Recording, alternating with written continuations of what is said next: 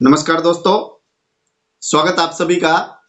साथियों, आज की वीडियो में दिल्ली विधानसभा चुनाव को लेकर के चर्चा करेंगे साथियों। और दिल्ली के अंदर किसकी सरकार बनने वाली है और कौन कहां से जीतने वाला है और किसको कितनी सीटें प्राप्त होंगी, तो इसी को लेकर के वीडियो में चर्चा करेंगे दोस्तों।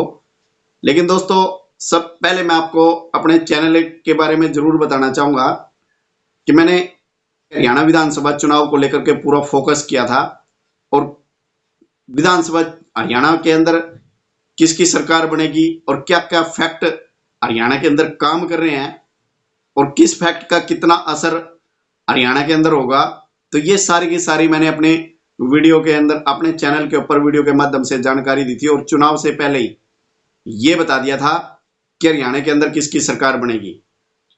लेकिन बहुत सारे ऐसे अपने न्यूज चैनल और यूट्यूब चैनल, जो बड़े बड़े यूट्यूब चैनल हैं और बहुत सारे ऐसे न्यूज चैनल हैं और जितने भी राजनीतिक चाणक्य हैं, उन सभी ने ये बताया था कि हरियाणा के अंदर कांग्रेस की सरकार बनेगी। लेकिन साथियों, मैंने एकमात्र एक ऐसा मेरा चैनल था जिस पर मैंने ये बताया था कि हरियाणा के अंदर भारतीय जनता पार्टी की सरकार बनेगी, कांग्रेस की सरकार नहीं बनेगी। और फिर दोस्तों, फिर मेरा जो दूसरा विधानसभा चुनाव था जिसके ऊपर फिर मैंने दोबारा से फोकस किया, वो था महाराष्ट्र विधानसभा चुनाव। निचोड़ निकालने के बाद फिर बताया मैंने अपने चैनल के ऊपर कि महाराष्ट्र के अंदर महायुति की सरकार बनेगी। और साथियों, वो आप सबने देखा, महाराष्ट्र के अंदर महायुति की सरकार बनी। तो अब दोस्तों, अब है दिल्ली विधानसभा चुनाव। तो साथियों, दिल्ली विधानसभा चुनाव में क्या क्या फैक्टर काम कर रहे हैं और किस फैक्टर का कितना असर दिल्ली विधानसभा चुनाव के ऊपर पड़ने वाला है, तो ये सारे के सारे पॉइंट दर पॉइंट से मैं आपको बताने जा रहा हूं। इसीलिए वीडियो को अंत तक, लास्ट तक जरूर देखिएगा। और चैनल पर यदि नए हैं तो चैनल को सब्सक्राइब जरूर कीजिएगा। और आप अपने क्या विचार रखते हैं कि दिल्ली विधानसभा चुनाव में क्या होगा, तो कमेंट सेक्शन में अपनी राय जरूर दीजिएगा।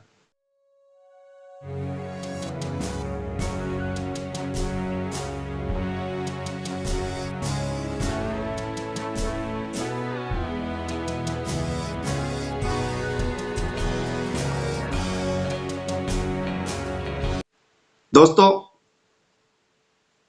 दिल्ली विधानसभा चुनाव पर चलने से पहले हम 2013 की बात करेंगे। पहले 2013 के अंदर एक आंदोलन, अन्ना आंदोलन से उभरी हुई एक पार्टी, आम आदमी पार्टी, जो दिल्ली विधानसभा चुनाव में 2013 के अंदर पहली बार चुनावी मैदान में उतरती है। और पहली बार चुनावी मैदान में उतरने पर इतना शानदार प्रदर्शन करती है कि वो 70 में से 28 सीटें पहली बार जीतने में कामयाब हो जाती है।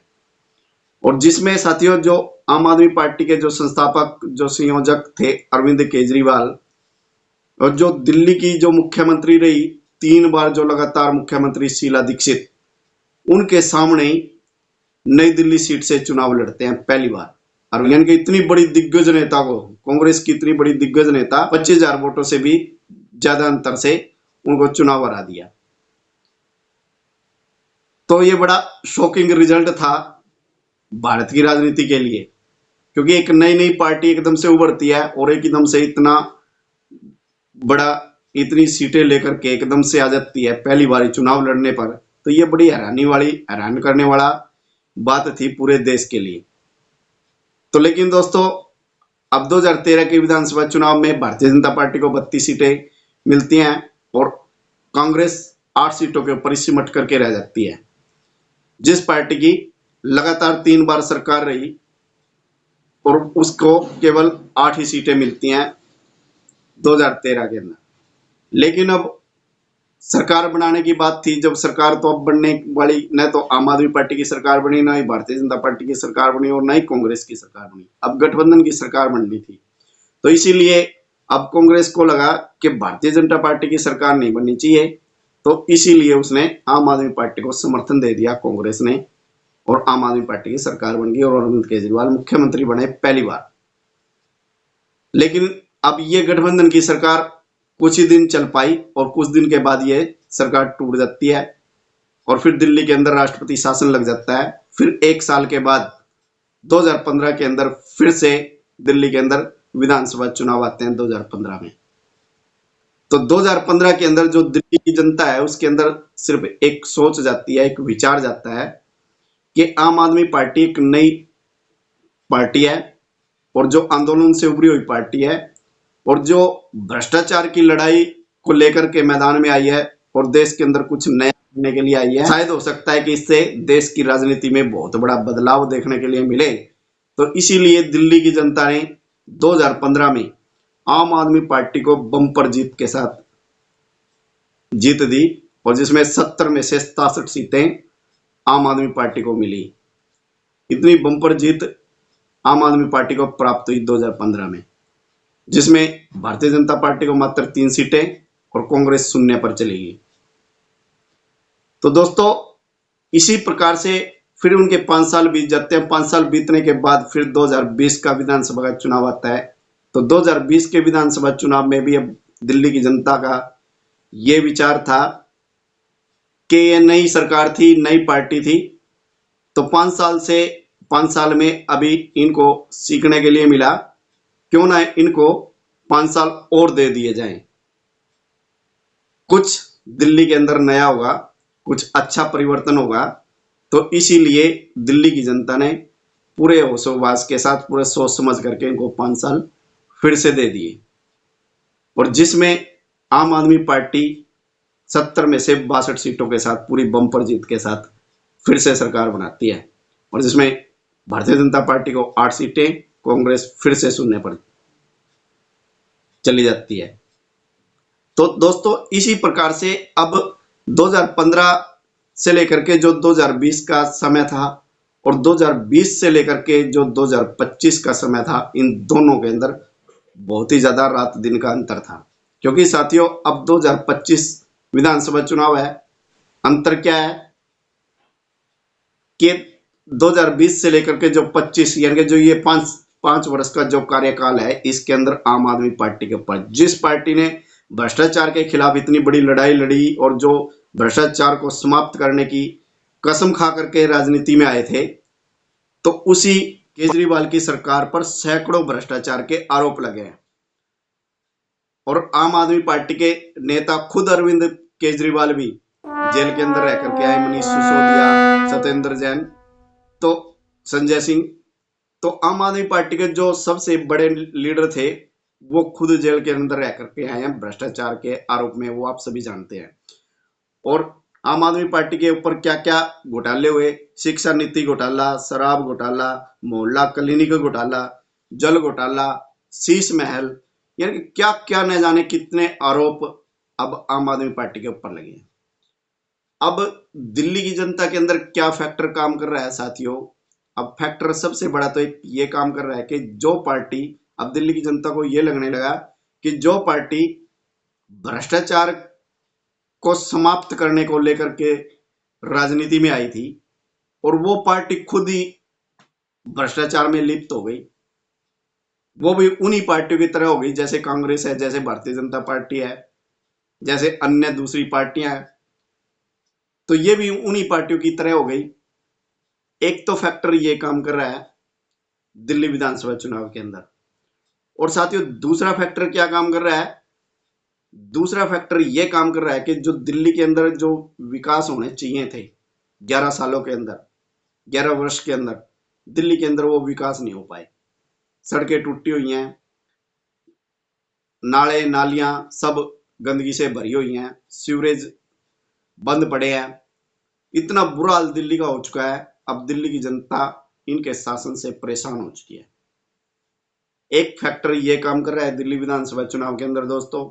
और जो दूसरा एक और जो फैक्टर है वो ये फैक्टर है कि अरविंद केजरीवाल बार बार प्रेस कॉन्फ्रेंस करते थे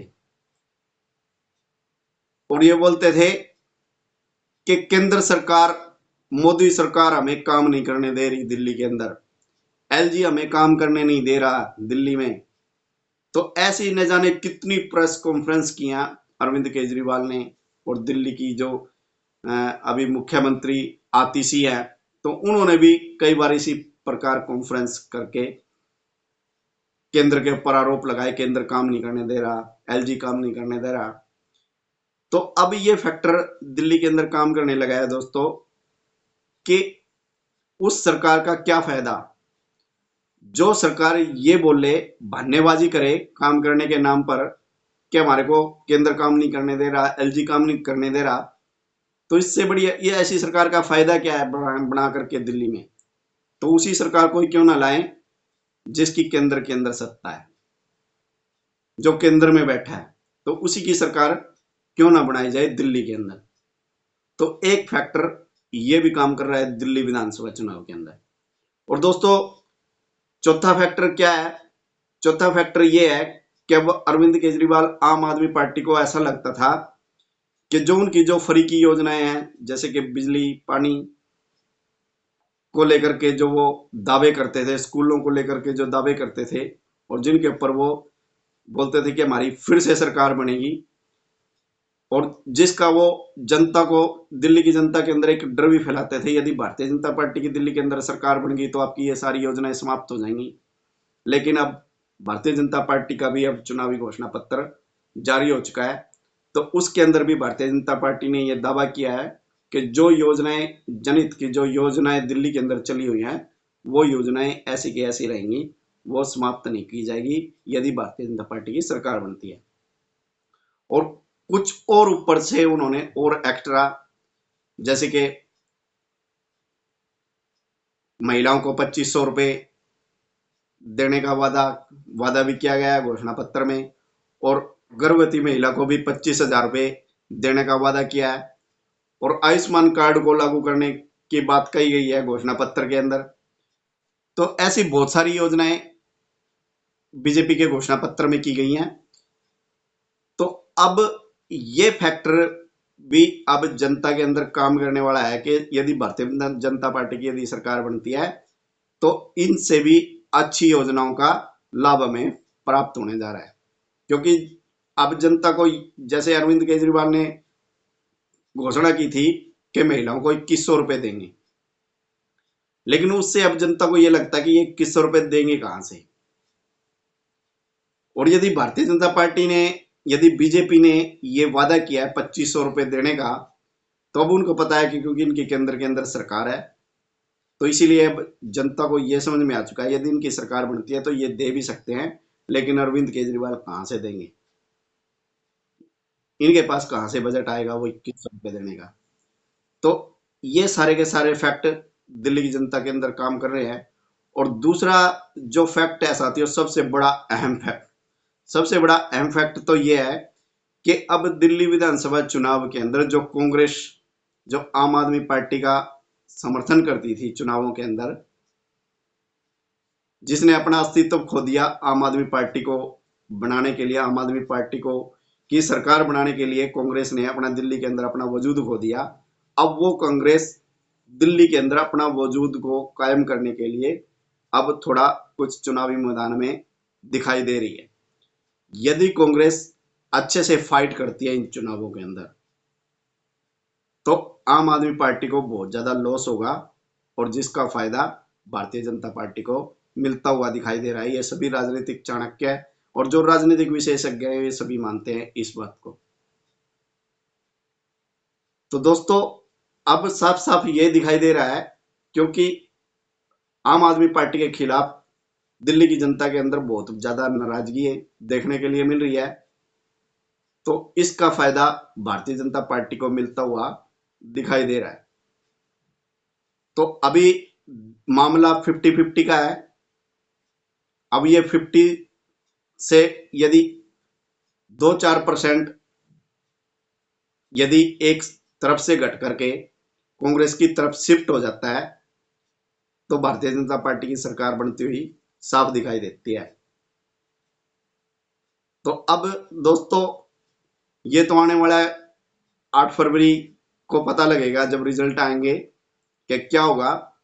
क्योंकि दोस्तों अब दिल्ली की जनता आम आदमी पार्टी से परेशान हो चुकी है, तो अब रिजल्ट क्या होगा ये तो आने वाला समय बताएगा। लेकिन दोस्तों आपको क्या लगता है, कमेंट सेक्शन में अपनी राय जरूर दीजिएगा। मिलते हैं फिर नई वीडियो में नई जानकारी के साथ। तब तक सभी साथियों को जय श्री राम, वंदे मातरम।